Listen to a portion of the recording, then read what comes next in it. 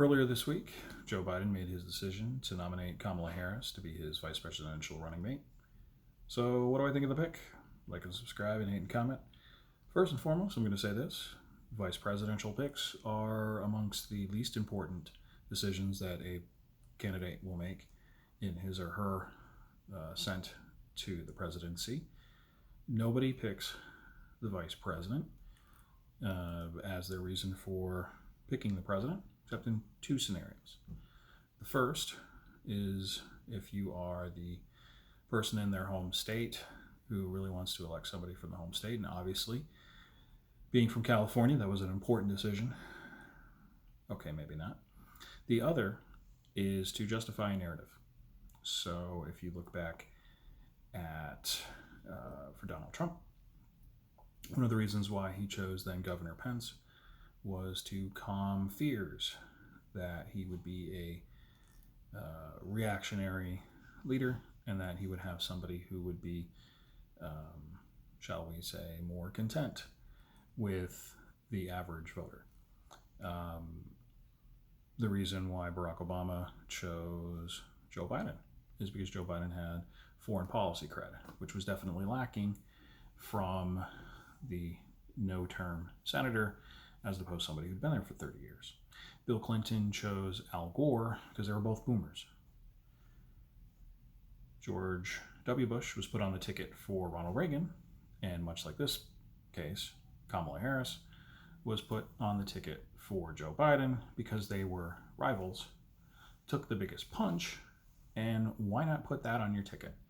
Because it does make for a nice way to say, see, everything's fine, no problems. And in that case, he does fill that position with her. Now, ultimately, it is up to the top of the ticket for why somebody would be chosen. But is she a good pick for him? Sure.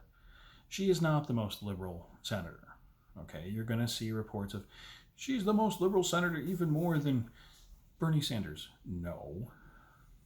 You're talking about a very small amount of time in which she had returned to the Senate where all of those other candidates were running for office. She fumbled and foibled her way through trying to explain her healthcare policy, which was likely not as bad as the Bernie Sanders, Elizabeth Warren stance. So no, she's not the most liberal. She does have some drawbacks.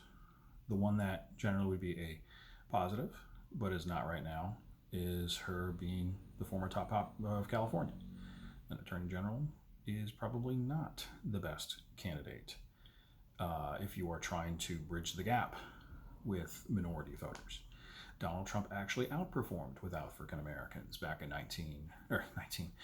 2016, which seems surprising. I know, but the exit polling shows it. 15% of African American males voted for Donald Trump.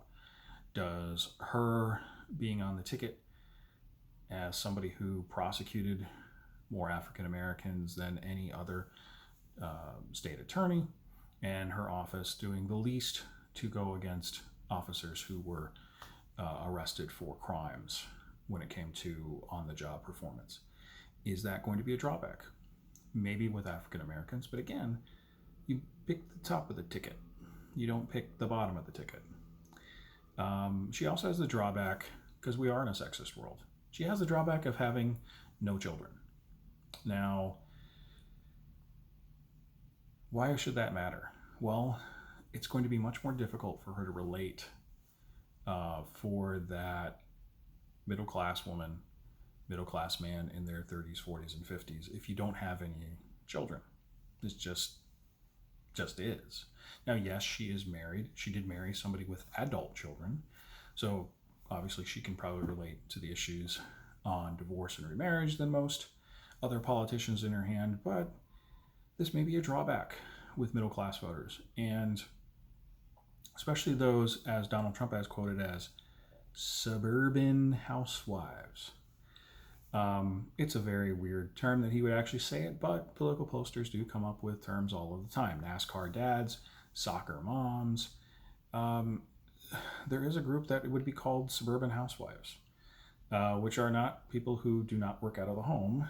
These are generally going to be defined as suburban, middle class, white or white Hispanic females, either with their own children or children through marriage. Most are married or have an ex-husband who is in the picture. This may be a drag on the ticket for unrelatability. Not that a 75-year-old Donald Trump is a better answer for that. But yeah, is Miss Harris a perfectly fine choice for Biden? Sure. There were worse candidates. Elizabeth Warren, Congresswoman Bass out of California. Were there better candidates? Probably. I would have. I mean, she took herself out, but I thought Amy Klobuchar would at least guarantee Minnesota. She took herself out, but probably in this environment, Biden needs a diverse ticket. He also needs somebody who is going to, that people can think is competent, much like Donald Trump in picking Mike Pence, picking a mid-50s top cop lawyer from California. If he does have more senior notes, especially when it comes to racial issues, there is somebody there who can say, yep, it's not as bad. He'll be okay. So that's my thoughts. Like and subscribe, hate, and comment. Welcome to the 2020 race.